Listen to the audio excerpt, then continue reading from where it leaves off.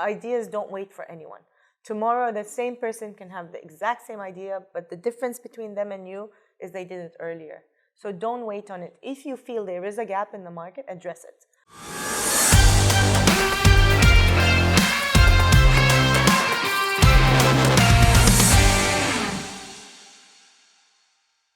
Welcome to this week's edition of Indigo Living on the Couch series in partnership with Lita Perfume. It's season 2 and we're back to welcoming some of the most inspirational women in the region. From small business owners, big business owners, philanthropists, the list goes on. And I hope each of their stories will inspire you as much as they inspire me. Please welcome my guest this week, my friend and of course serial entrepreneur, Leila Al-Marashi. Leila, welcome to the couch and welcome to Indigo Living. Thanks for being here today. Thank you, Rosemin. So this platform is really about sharing these incredible stories. And we've known each other for over 10 years, and I've seen you start a niche fashion business. Then you went back into the corporate world, and now you have pretty much had this light bulb moment in the tech space where I think for most entrepreneurs, it's about, solving a problem. Tell us about how Kado, the app, started. Indeed. So interesting story there. I had this corporate job and it was in Abu Dhabi. It was very hectic.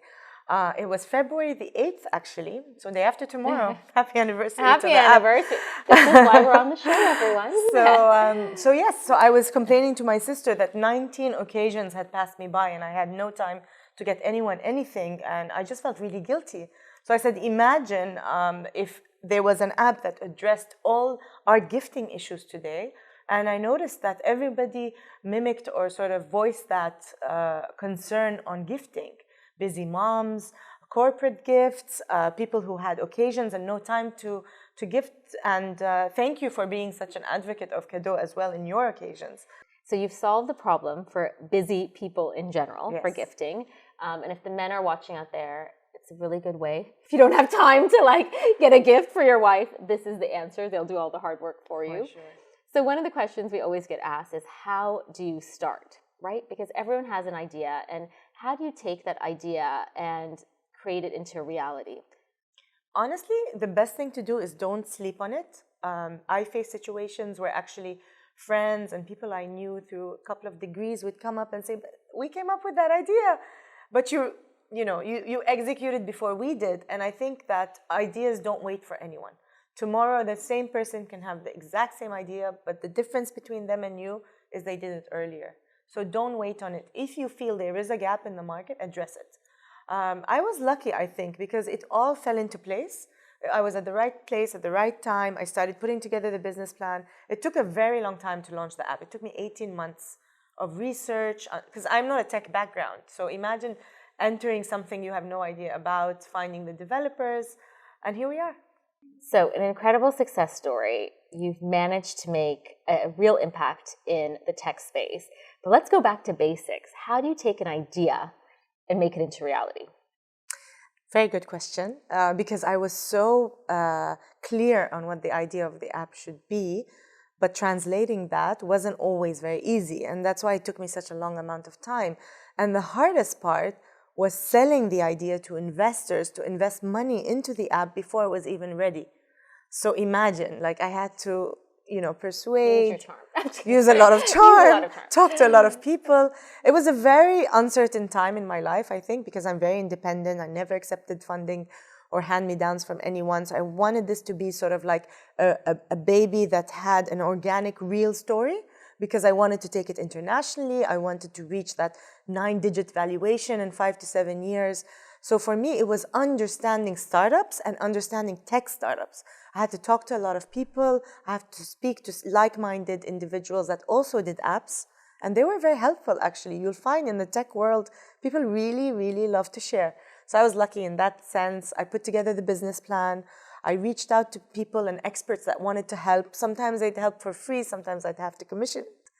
And after that, I think it was just friends and family.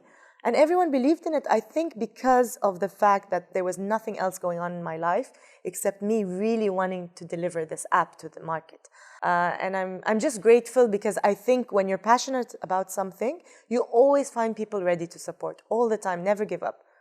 I think you have people to support you, of course, friends and family, but when it comes down to business, you truly found an idea that is a complete niche and you're solving people's problems. I mean, you're solving my problem because I feel like I never have enough time. So to do everything in one click, personalize it, and have something that's original that's being sent that makes me look good and thoughtful, you know, it's a great idea. What are 3 tips you can share with our readers to start a business? 3 tips would be: always do the numbers, check your competitive landscape, speak to as many people as you can. There's not 3 anymore, right? No, it's good. Reach out. I mean, for me, I took my time, I did my research, developed the idea, make sure it's addressing more than one problem. Our problem was not just to help busy people like yourselves. It was also not to ignore the amazing talent of suppliers out there, the retailers, the designers, the service providers, giving them a new platform for them to sell their product or service through the act of gifting. Like, I don't think we've tapped into gifting enough. People want to give, they just don't know what to give. So we want to act as a sort of concierge curator to meet that gap and take it around the globe, hopefully. That's amazing. I wish you so much success. Thank you. Thank you for sharing your story. Thank you. Now, Leila, before you go, the motto here at Indigo Living is to live beautifully. What does that mean to you? To me, I think it means waking up in the morning and starting your day with abundance and gratitude. And I wanted gratitude to translate into my business through giving.